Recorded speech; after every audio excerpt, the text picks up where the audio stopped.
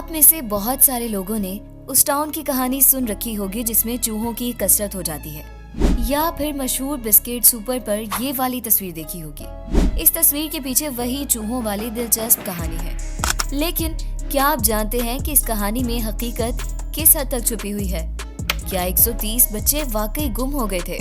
क्यों इस कहानी से जुड़ी गली में आज भी कोई साज बजाना मना है?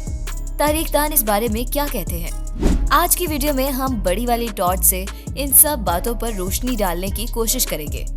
आगे बढ़ने से पहले वीडियो को लाइक और चैनल को सब्सक्राइब जरूर कर लें, ताकि आगे भी आपको हमारी वीडियोस मिलती रहे। ये किस्सा है एक हिमलन नामी टाउन का, जो एक दरिया के किनारे पर वाक़या होता है। इस टाउन में चूहों ने लोगों का खाना पीना, यहाँ तक के सोना भी हराम कर रखा था। टाउन में इंसान कम और चूहे ज्यादा हो गए थे।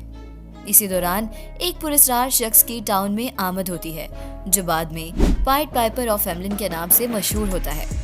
वो हिमलिन के लोगों से कहता है कि वो इन सबको इस मुसीबत से निजात दिला सकता है, लेकिन बदले में उसे क्या मिलेगा? टाउन का मेयर सोने के सिक्के देने का वादा करता है। पाइपर अपनी बांसुरी नुमा पाइप पर एक खूबसूरत धुन बजाता है और सारे चूहे उस धुन पर नाचने लगते हैं। वो धुन बजाता हुआ चूहों को दरिया की तरफ ले जाता है और उन्हें दरिया में डुबो देता है। पाइपर जब कस्बे में अपना इनाम लेने के लिए वापस आता है तो मेयर इनाम देने से इनकार कर देता है। वो उल्टा पाइपर पर इल्जाम लगा देता है कि ये चूहे भेजे ही तुमने थे। पाइपर इस धोखे पर एहतजाज करता है, लेकिन उसे टाउन से निकाल दिया जाता है। कुछ दिनों बाद जब टाउन की सारी आबादी चर्च में इबादत के लिए जमा होती है, पाइपर टाउन में दोबारा वापस आता है। इस दफा वो एक नई धुन बजाता है और टाउन के सारे बच्चे उस धुन पर नाचने लगते हैं।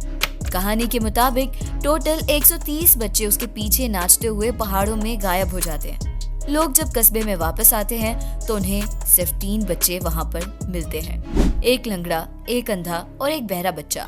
वो बच्चे लोगों को पूरा किस्सा सुनाते हैं, जिसे सुनकर वो बहुत पछताते हैं कि ये क्या हो गया। वो पाइपर को ढूंढने की बहुत कोशिश करते हैं, लेकिन नाकाम रहते हैं।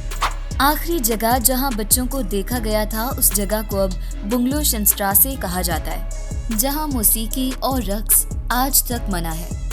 पाइड पाइपर ऑफ हेमलिन की कहानी पर सदियों से बहस चली आ रही है कि क्या ये सिर्फ एक लोक कहानी है या इसमें कोई सच्चाई भी है।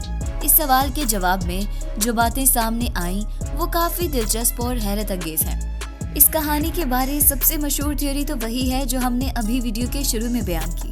इस थ्योरी की दलील में सबसे अहम सबूत साल 1602 के एक घर पर लगी हुई तख्ती से दिया जाता है, जिस पर कुछ यूं इबारत लिखी हुई थी: AD 1284 On the 26th of June, 130 children of Hamelin were led away by a piper in multicolored clothes and vanished.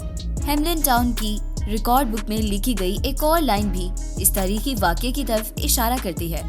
ये लाइन कुछ यूं पढ़ी जाती है: It is 100 years since our children left. इस लाइन के साथ जो साल मेंशन है वो 1384 है और बच्चों के गायब होने का किस्सा 1284 का है। यानी 100 साल बाद भी इस वाक़ये की याद टाउन में ताज़ा थी। वैसे इस लाइन से ये तो वाज़ह होता है कि बच्चे गुम हुए थे, लेकिन क्या वाकई इसकी वजह पाइपर की धुन थी?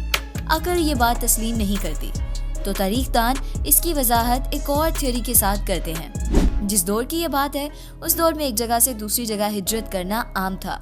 कुछ लोग ये काम तब बतौर पेशा किया करते थे, जिन्हें लोकेटर्स कहा जाता था। लोकेटर्स का लिबास भी रंग बिरंगा और चमकीला होता था, इसलिए कुछ लोग कहते हैं कि इन बच्चों को ले जाने वाले वही लोकेटर्स थे। लेकिन बाद में इस किस्से पर अफसानवी रंग गालिब आ गया और ये पाइड पाइपर की कहानी बन गई। तीसरी थ्योरी के मुताबिक इन बच्चों को सुलेबी जंगजू बनाने के लिए ले जाया गया और फिर ये कभी वापस नहीं आए।